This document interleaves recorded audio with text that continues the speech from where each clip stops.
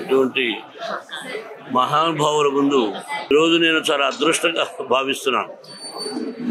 Cinema తీయడం, Kannappa cinema తీయడం ఒక ఎత్తు అయితే, ఇంతమంది మేధస్సు, దేశం బాగుండాలని అనుక్షణం కోరుకునే మహానుభావులు వీడందరూ కూడా. మన దేశ భవిష్యత్తు, మనం భారతమాత బిడ్డడం, మన దేశ సంస్కృతి ఈ జనరేషన్ కూడా చెప్పాలి అని వాళ్ళు అహర్నిశలు తాపత్రయపడుతూ ఉన్నటువంటి మహానుభావులు.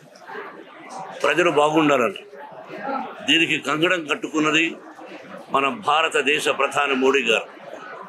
ఇది మన అదృష్టంగా భావించాలి. నేను కన్నప్ప సినిమా తీశాను, 10 రోజులు అయింది. ఎలా ఉందని చూసిన వాళ్ళందరికీ తెలుసు. అత్యద్భుతమైనటువంటి చిత్రం ఇది.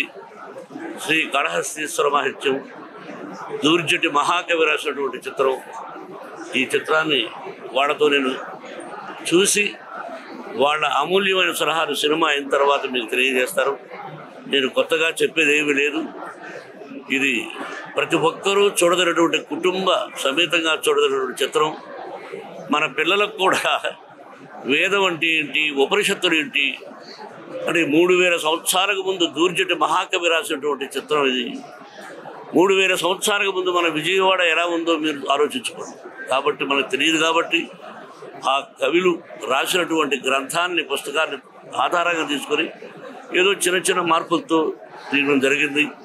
ఇది నేను మళ్ళీ చెప్తున్నా, ఈ విజయవాడ నాకు ఎంత అదృష్టమో మీకు తెలియదు.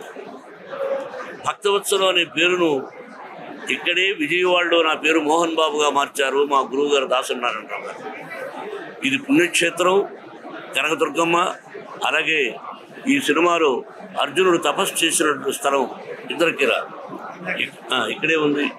మీరు అదృష్టవంతులు కాబట్టి మీ ఆశీస్సులు నాకు కావాలి. సినిమా చూసిన తర్వాత మాట్లాడతాను.